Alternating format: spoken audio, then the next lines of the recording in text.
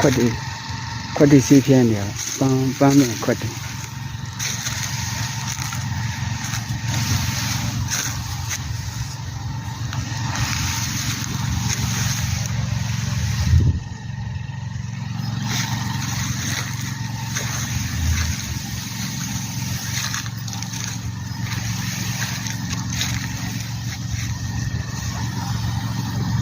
ဒါတော့